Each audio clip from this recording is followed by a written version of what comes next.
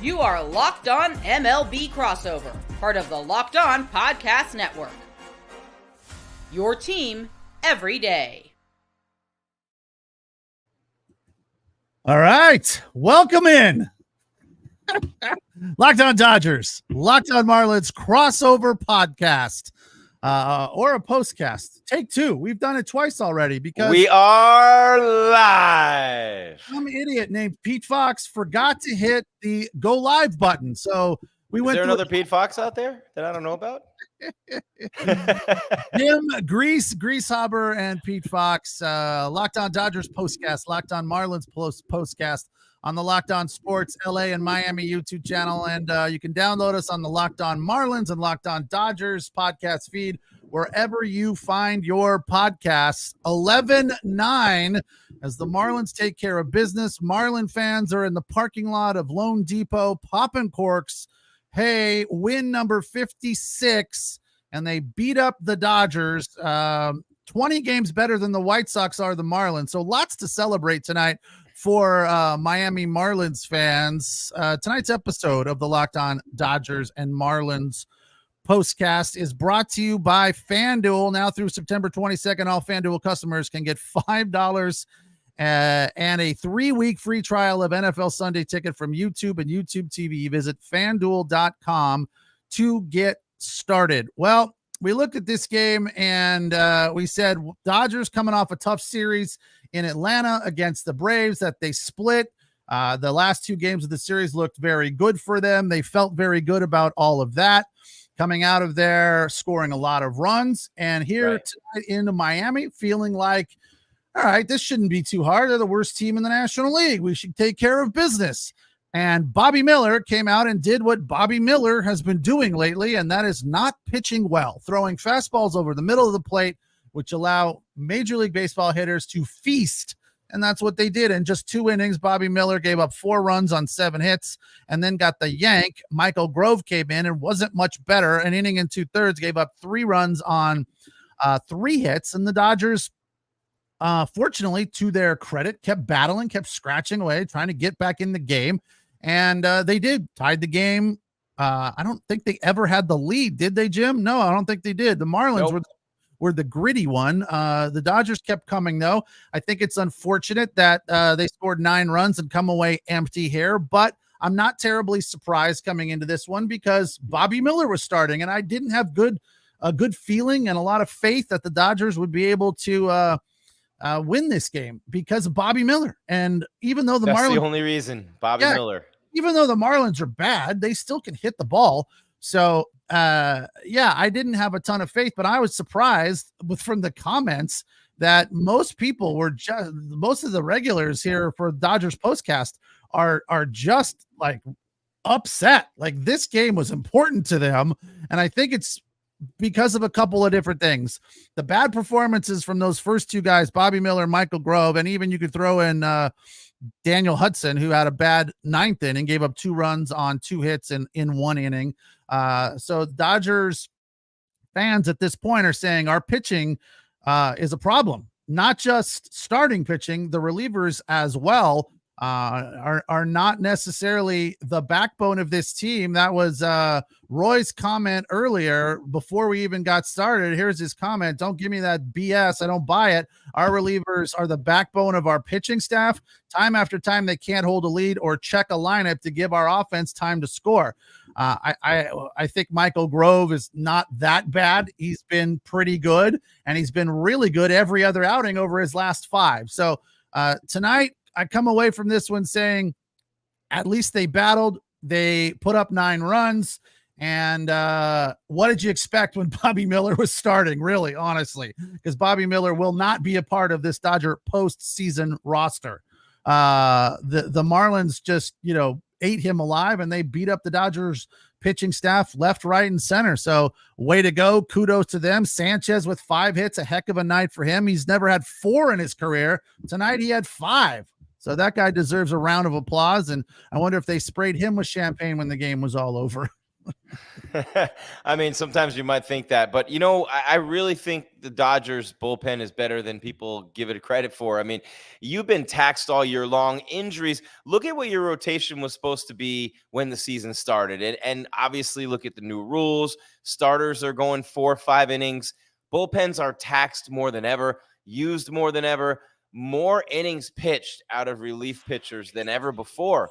And it's a different job. I mean, you don't have the specialists anymore that just come in and get one lefty out, come in and get one righty out. There are guys who made a ton of money over the years just doing that. And now you have to actually be a pitcher again. You have to actually be able to pitch to different types of hitters and different styles of hitters for longer periods of time. And it's made it tougher on the pitchers. But I think I know why Dodger fans are mad, Pete. I can solve all your problems right here now in one shot. Dodger fans are mad because you lost to a terrible team, and you're never, under any circumstances, when you have a $73 gazillion payroll, ever supposed to lose to the Miami Marlins, and you did tonight. And not only did you lose to them, Ohtani struck out 3 times. Not only did you lose to him, you couldn't get anybody out. I mean, the Marlins hitters are the ones. Sanchez is the one going 5 for 5. So, look, the Marlins are a fun team to watch. I think the best way that I've heard the Marlins described all year long is by one of their play-by-play guys, and I can't remember which guy said it. One of their TV guys, probably Tommy Hutton, said, look, the Marlins have no team identity. They have no real goals and no real strategy. They've had different players coming through so often all year long that you really couldn't have any identity, but yet they somehow always managed to bring the tying run to the plate in the 9th inning. And that's the Marlins this year. As bad as they've been, Pete, they can put up runs in bunches. They can be an entertaining team. So I like the way that you see it. I do. That it was just a game where the Marlins put together some of those spurts and scored those runs in bunches when the Dodgers couldn't get anybody out. And you scored 9 on 12 hits and didn't get the win. And I'd be curious to hear, and then I'll shut up. I'd be curious to hear from you how many times the Dodgers have put up 6, 7, 8 runs in a game, 9 runs, and lost that game. How many times this year? That's a very good question. I don't know. I probably is it a lot? Is it a little? Probably a fair amount. Yeah. I mean, fair amount, right? Yeah. There has been a fair amount of time that kind of scenario has happened. But then, you look at last night and they scored, was it 9 runs on 4 hits last night? Yeah. 9-0 the final, but they only had 4 hits in that game. I feel like that was positive, but I look at tonight and I say, it's kind of the exact opposite. They scored a bunch of runs on a bunch of hits, but they couldn't get anybody out. So you look at last night and you go, that was determination. That was gritty. That was station to station baseball, making things happen. And tonight, the Dodgers have run into this scenario a fair amount. They have a big series followed by a not so big series. And they came into this one probably, not dialed up, just kind of cruising. It is Florida after all. I know they played yesterday, but they probably had, they came into town. It's not a long flight from Atlanta to Miami. They probably got into town and went and had lunch and had some Cubans and whatnot and Cubanos. I'm not talking about cigars. They were probably in a good mood, relaxed, feeling good about the way the last 2 games went in Miami, or in Atlanta rather, on their way into Miami. So they weren't terribly focused on winning this game. It is ultimately not a huge game for them. This series is moderately important, as the majority of these final series for the Dodgers are down the stretch. They need to, stay at least 3.5, 4.5 games ahead of the Padres before that last series, because the Dodgers have not fared well against the Padres this season, and they've already lost the season series against the Dodgers. So, against the Padres. So the San Diego Padres have won the season series if there is a tiebreaker against the Dodgers. So they definitely need to keep this lead nice and comfortable. So I feel like part of the frustration from Dodger fans, deflating stuff here, as Mark calls it, is because, yeah, you're right. It's because the Marlins are not a good team, and the Dodgers should have won this game scoring 9 runs. But if you're not pitching well and you're not focused, you're not getting out the opponents, then it's going to be very, very tough. Shohei Ohtani did have a home run, his 48th home run. And after the break, I want to ask you whether Shohei Ohtani has distracted by this 50-50 chase. I'm Pete Fox. He's Jim Greasehaber. This is the Locked On Dodgers and Locked On Marlins crossover postcast on the Locked On Sports LA and Miami YouTube channel. You can also listen wherever you find your podcasts on the Locked On Dodgers and the Locked On Marlins podcast feed. And tonight's episode of the Locked On Dodgers and the Locked On Marlins crossover postcast is brought to you by PrizePicks. PrizePicks, of course, is America's #1 daily fantasy sports app with over 5 million active members. I am one of those, and I am in a horrible losing streak right now. I got to get back on track. I've lost all my confidence, but the great thing about PrizePicks is there are a ton of options, and you don't have to play against other people. It's just you against the numbers. You pick more or less than 2 to 6 players and their stat projections and watch the winnings roll in. Here's a freebie that they're giving you all month of September long, which September, we're halfway through at this point. You'll lose this one when the month of September is over. 1 Caleb Williams passing yard gets you 1 win on PrizePicks every week in September. That's right. Only 1 yard gets you an automatic win this weekend or next weekend. So we got we got the 20th and the 27th. So 2 more opportunities to take advantage of that freebie. You want to get in on the action with high payouts. I mean, that's what this is all about, right? If you pick 4 red demons, you can win up to 100 times your money on PrizePicks with as little as 4 correct picks. That means $10 can win you $1,000. PrizePicks is available in states where this type of stuff is not always available, like California, Texas, and Georgia. PrizePicks also invented the flex play, which means you can still cash in if your lineup isn't perfect. You can double your money even if one of your picks doesn't hit. So make sure you check it out. PrizePicks.com. Download the app today and use the code LOCKEDONMLB. Get $50 instantly when you play just 5. That's code LOCKEDONMLB on PrizePicks to get your $50 instantly when you play just $5. You don't even have to win to receive that $50 bonus. It's guaranteed. PrizePicks. Run your game.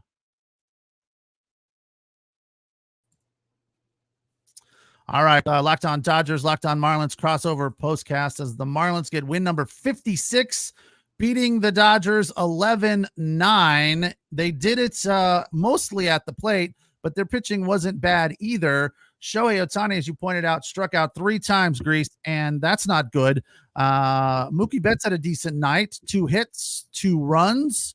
Freddie Freeman, a hit. Teoscar Hernandez, 2 hits, 2 runs. Max Muncy was the star of the night for the Dodgers.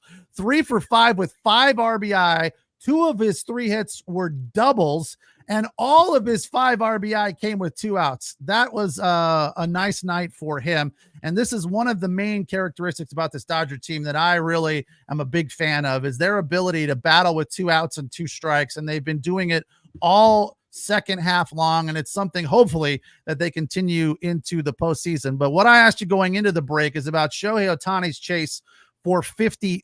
He's at 48-48 right now.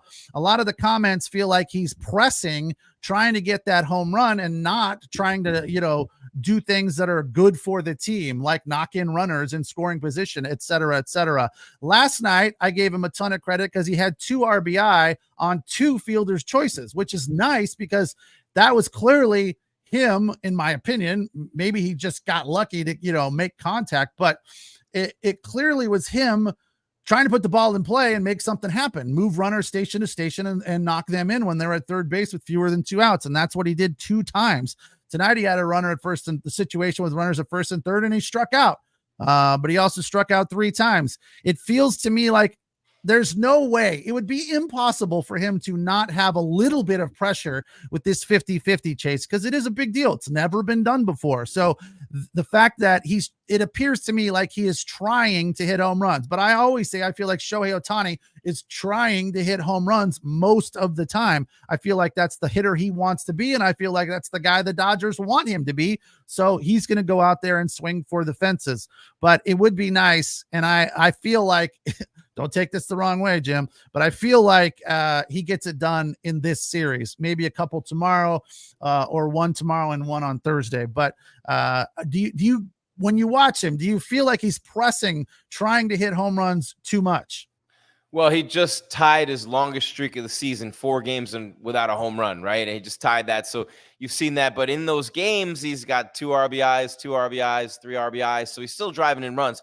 The one thing I look for when I try to see if a hitter is pressing, I don't want to say trying to hit a home run, because any big league hitter will tell you if you try to hit a home run in the major leagues, you're not going to. And that might be why he's not. I'm not saying you're wrong. It might be why he's not. It might actually be proving your point for you. But Yeah. he pulled off a couple of changeups today. That he didn't stay down on those chain. Now, it's easy for me to teach Shohei Ohtani how to hit. Hey, all he's got to do is stay down, stay back on those changeups. But they're tailing away. They're on the outer half. And that's a telltale sign that a hitter's pressing, is that they're trying to pull those outside pitches, especially the soft stuff, right? The breaking stuff, the changeups, Pete. Anything that's soft, that's what the definition of soft is, a soft breaking ball or a changeup. You have to drive it the other way. He's pulling off of it, which means he's trying to pull it. And oftentimes that's a sign that a hitter is pressing on some level. Now, does Shohei Ohtani even feel pressure? I mean, every single day that I look at the media members that are there for him, right? I mean, the gambling thing that's been hanging over his head all year long, that's real pressure. So, I mean, think about it. The 50-50 thing is nice, and he's going to get the 50-50. There's no doubt about it. But I'll go you one further. He's going to get both in this series. He's going to get both the 50 home runs and the 50 steals. He's going to hit both in this series. And I will enlighten you on Shohei's day-to-day at-bats. He always pulls off. He pulls off everything. And that's what makes him so remarkable. That's what makes him such a freak, is that his hitting technique is terrible. He pulls off everything. He's just that good. He's that good, and he's that strong. He still mashes those big home runs, 405 feet today. Speaking of bombs, like how much of a bomb was that home run from Berger in the 8th inning?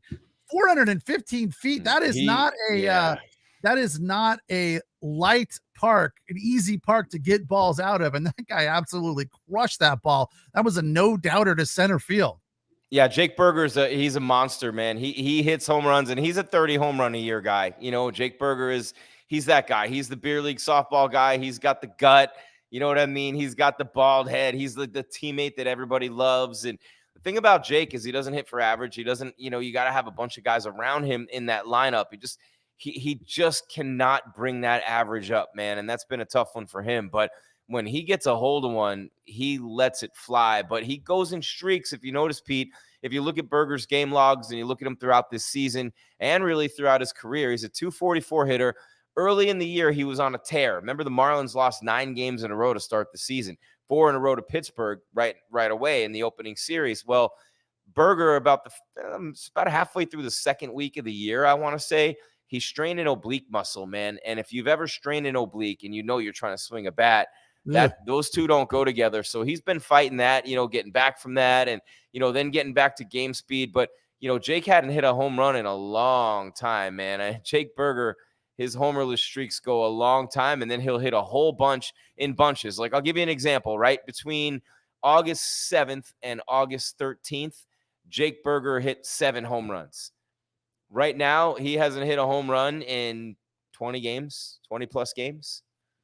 He goes on streaks. And so now don't be surprised to see Berger hit a bunch in this series. He'll probably hit 4 in this series now. Well, one thing for sure, the Dodgers will have a better starter on the mound tomorrow. This is funny. I had completely forgotten that Skip Schumacher was the manager of the Marlins. I know we've done at least one series together this year. It never came up. But Nando says, Dodgers cruising attitude is because of Dave Roberts. Where is the other one? Skip Schumacher gets a win and still looks pissed. Hire that guy for the Dodgers. The funny thing to me about Skip Schumacher, this is kind of a trend going on with managers and coaches in general. They all look like they could still play. They don't have if the Braves manager, Snitker, looks like one of those guys that, is 65, 70 years old. But a lot of young managers out there and young coaches that look like they could still play. And Skip Schumacher is definitely one of them, in very good shape. But I was honestly surprised that he was a manager when I was like, oh, that's right, Skip Schumaker's a manager now. Totally forgot. Thought he was still playing, but he's probably been out of the league for a while. I feel like he ended his career with the Dodgers, didn't he? Or maybe he was traded to the Marlins and played there for a couple of years before becoming the manager. It's been a tough year on him, though, Pete. I mean, let's give Skip a little bit of, give him a couple flowers here. I mean, this team makes the playoffs last year. They were like 33-11 in one-run games, right? And I mean, that's never going to last, right? And then Alcantara's out for the year with Tommy John, and they have used 44 pitchers this year. And you want to know how good the Dodgers are? This is really amazing to me. When I think the Dodgers have had 17 different pitchers start at least one game for them this season. 11 of them have been on the IL. The Marlins have used 44. Now, this is rotation versus full pitching staff here, but the Marlins have used 44 pitchers. The Marlins record is, Pete, you said it a couple times, right? Terrible. For the Dodgers to be where they are, they're right there at the top of the National League.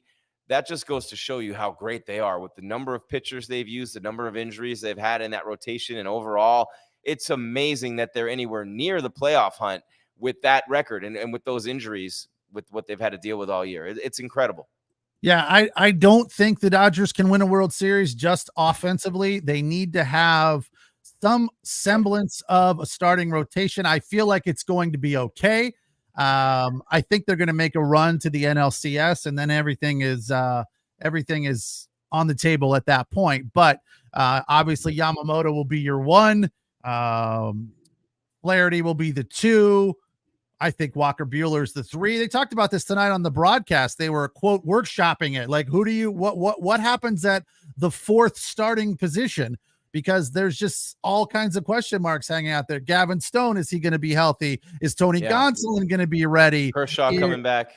Yeah. Is Kershaw going to be ready? Even if he is ready, do you run him out there? I don't think you do. Is Landon Knack up to the task, who starts tomorrow, coming off an ugly outing last time out for him? So there's just so many question marks, but I feel like because the offense is stout, if they have at least decent above par, or below par, I guess would be a better way of putting it. If you want to use the golf analogy, if you have an under par performance from the first 3 starters, I feel like they can survive getting through that 4th one by being creative.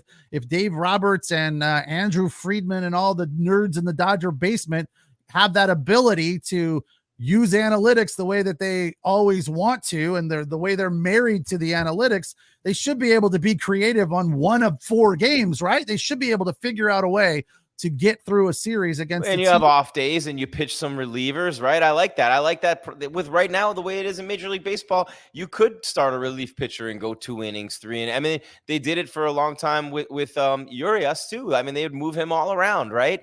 And they could do that in the postseason. And I think Major League Baseball is set up for that more than ever. And the one guy you haven't mentioned as a question mark after that return is Yamamoto. That really steadied a lot when you saw him come back the way he did. I know there was some people holding their breath out in LA for that one. Well, after the break, I want to talk about another guy you mentioned as far as an option to pitch in the postseason. I mentioned it a couple of nights ago. I thought I was crazy saying it, but you're saying that Dave Roberts hasn't ruled it out yet. We'll tell you what that is after the break. He's Jim Greasehaber, the Grease Man, or just Grease, right? Yeah, just Grease. The Grease Man's a whole nother thing. I'm Pete Fox, Locked On Dodgers Postcast, Locked On Marlins Postcast on the Locked On Sports LA and Miami YouTube channel, and of course, wherever you find your podcast on the Locked On Dodgers and the Locked On Marlins podcast feed.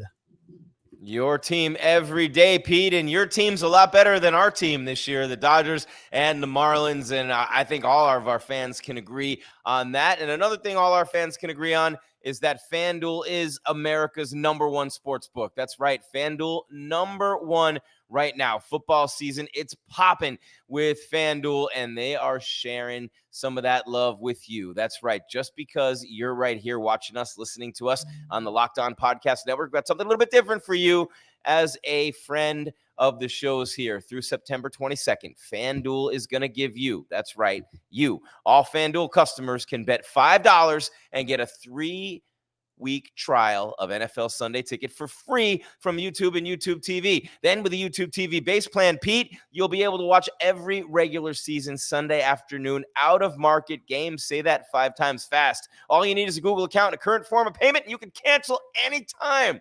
That's the fine print. Just visit FanDuel.com. It's actually not fine print. It's the same size as the rest of the print in the copy, but you get the point. Just visit FanDuel.com.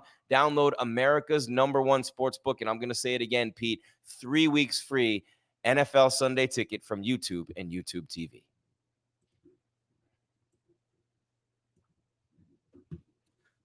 All right, Dodgers fall here, 11-9. Fun game. That's the bottom line, really. It was a fun game. The Dodgers did enough to win this, and I think that's why Dodger fans are a little frustrated. Yeah, it's not fun for them, Pete. Yeah, well, it wasn't fun for them. I don't know if this is fun to watch for a regular fan, though. If you like offensive baseball, not offensive baseball, offensive, 20 runs scored in the game, right? Some Dodger fans might think this performance was offensive, but battling back, I think they, come away from this one not being too terribly upset. It's not like that 10-1 loss to the Braves on Saturday. That was ugly. That was demoralizing. This one, I don't know. Obviously not what you're looking for, but they hung in there. Here's the question. Dodgers, the biggest question hanging over their head is starting pitching for the postseason. Down the stretch, obviously they're going to, duct tape it together and do whatever they can. And Bobby Miller's going to get another start. And we're all going to have to hold our breath during that. And Landon Knack will probably get a couple more. Obviously Yamamoto and Flaherty will be out there getting ready for the postseason. But that fourth starting position is a question mark. And I threw out the idea of Shohei Ohtani. He has been throwing in the bullpen. He looks good. It sounds good. The velocity is there. I don't know about all of the command and the control and the off-speed stuff, but it is this Friday, Jim. The date, September 20th, is 1 year to the day from the Tommy John surgery. And according to Google, Tommy John surgery recovery for probably regular people is 9 to 12 months. But Shohei Ohtani will be 12 months as of this coming Friday. Is it a crazy, ridiculous, foolish scenario to think that he might pitch in the postseason? I would say if it is 4-3 Dodgers in the bottom of the ninth at Yankee Stadium, and you got the bases loaded and you need to get one guy, and you can't even do that anymore, can you? So, not even at the end of a game, you can't even do that. That's crazy. No. But think about so there go. You got to face 3. That's the thing. And I don't like that rule. I love the new rules in Major League Baseball across the board for the most part, and I love that rule. And I think there should be like a part B to that rule, like a caveat. I love the word caveat, Pete. I think that you should be allowed to pitch to one hitter in the 9th inning when you're trying to close out a game and you're trying to win a game. I think that should be the exception to the rule, and you should get to do it maybe once, maybe twice. I don't know. Maybe just say once. One time you get to pitch to one hitter. Then you see Shohei Ohtani come out with the chip on the line, pitch to one guy. That would be great. Maybe 1 inning. I could see that, right? You're up 4-3. You got all these big hitters coming up, and you get a scenario like when he struck Mike Trout out to win the World Baseball Classic. Now, I could see something like that, and I could see them okaying that. But short of that, I think you'd be crazy. You'd be absolutely crazy. And if it were something where on his normal timeline, he might be starting to throw, then maybe. But if he wouldn't be starting to throw yet, and he wasn't going to start throwing until the end of the season, I don't know. I'm talking like I know. But all I know is a guy who knows a lot more than me. If Robert said, don't rule it out. And he's the manager. So listen, I don't think they'd bring him in as a closer. I mean, Michael Kopech, not the golfer, the baseball pitcher, Michael Kopech. All right. So what about like the bottom of the 14th? What about the bullpens are already depleted? The closer's been used already. You know what I mean? Something like that. No, I don't think. You're saying it would be as a starter. It'd be starter. Yeah. I mean, he's a starter. Even though he hasn't pitched all year. Time. Yeah. I don't know. I mean, I maybe a couple innings to start, use him as an opener potentially, and then you bring in Kershaw. This is my theory on Kershaw. for whatever reason, he has a mental block about first innings. He's not been good in the postseason of first innings. So maybe you bring in Kershaw as a second or a third inning guy after an opener. If you're going to use him, if you feel he's up to the task, then he comes in after an opener. I would much rather see Landon Knack, to be completely honest with you. But we'll have to see how Landon Knack finishes the season. We'll have to see how he performs tomorrow, coming off a terrible start his last time out. So there's just a ton of question marks there as to what the Dodgers do as far as starting pitching goes. Fortunately, it feels like Walker Buehler is going to be okay. It's not going to be great. It's not going to be old Walker Buehler. It's not going to be dominant, but I think it's going to be okay. So that's a positive, I think, coming out of his last start, but there's just still a ton of question marks. And now after tonight, getting pushed around by the Marlins, came in with 55 wins. You have question marks about the bullpen, but I feel like these question marks will be answered tomorrow, right? Well, I have a question tomorrow. Yeah, I have a question for all the Dodger fans and for you, Pete, out there with this team right now facing the Marlins. Is there any team in the National League that scares you from the standpoint of they could shut the Dodgers offense down over the course of a series? Because I don't see that rotation anywhere in the NL. I'm not afraid of any team starting rotation to the point where I think I'm not going to score a bunch of runs in a playoff series. Well, on our dry run through the show, I said Philadelphia, and you shot me down on that. On our dry run through the show. That's the nicest way you could possibly say that, Pete. On our dry run through the show. I would say that I'm worried about the Philadelphia Phillies starting rotation and bullpen, and a little bit about the Padres, right? On Sunday Night Baseball, those guys were just blowing up the Padres pitching staff as to how stacked and how loaded they are. There is definitely something going on with San Diego, both offensively and defensively. Their pitchers are doing the job. Their offense, they get on base. They have the best batting average in baseball. So I just have to hope that the chips fall in a way that the Dodgers don't end up facing the Padres, because I think that could be a replay of a couple of years ago, and that wouldn't be good for this team. So those are my two teams that I'm most worried about, both offensively and from a pitching perspective, the Padres and the Phillies. And it also has to do with the fact that the Dodgers have not fared well against either one of them this season. So right. If they can get past whoever they face in the first round, if they are to win the West and get that week off, and they'll face the winner of that wild card series. And correct me if I'm wrong, the way that's, if the season ended today, Jim, it would be Padres facing the Diamondbacks, correct? I believe so, yeah. And that would be a heck of a series, man. That would be incredible. The Dodgers would get potentially the winner of that. I want to see the Dodgers Phillies in the NLCS and like the Dodgers Yankees in the World Series, like some old school 70s, early 80s redo. Yeah, me too. That'd be great. So, I feel like they'll come back tomorrow and have a much better, it'll be a completely new team. It'll be a whole different mindset. Marlins scoring bunches, Pete. They score in bunches. And when Berger gets hot, he'll start hitting some homers. He'll go games without him. He'll hit them in bunches. Sanchez is a streaky hitter. They're young and they're getting their ABs in. So, and one thing for my Marlins people out there, Sandy Alcantara threw live BP, 20 pitches, one simulated inning. Fastball 97-99, the 2022 Cy Young Award winner who has not pitched a baseball in a game this year after Tommy John surgery last fall. You talked about the 1-year timeline, and there's another illustration of it right there, Pete. No. Well, Landon Knack, I think, will be better, and let's hope that the offense continues and the bullpen, doesn't have to come in the third inning. So there's a lot of question marks that will be answered tomorrow, I believe. Game 2 of the series. Again, 3:40 Pacific time. It's Landon Knack for the Dodgers versus who is pitching for your Marlins tomorrow? Some guy I'm not familiar with. Welcome to the club. Welcome to my world.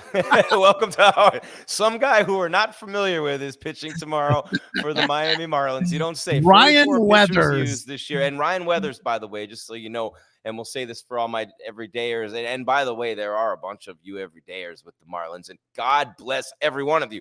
Ryan Weathers is finally back. He's been on the IL for a couple of months now, had the finger strain, threw 78 pitches the other day. So Weathers is back. He was really pitching well when he went out. He and Jesus Luzardo were starting to get things going to the point where they were about to be traded. So they were injured just in time to not be traded, which may or may not be a good thing for those guys. But for the Marlins to keep them here and to see Weathers, of course, his dad David pitched for the Marlins years ago. All right, that's it for tonight. Thanks for joining us. Thanks for watching. We'll be back at it again tomorrow. Again, 3:40 Pacific for the Dodgers and Marlins game 2 of this series. He's Jim Greasehaber. I am Pete Fox. Thanks for coming along, and thanks for allowing us to be your source for your team every day. Jim, we'll talk to you tomorrow. Have a good night. Thanks, you guys have a good night as well, and we'll see you after game 2 of this series. Take care.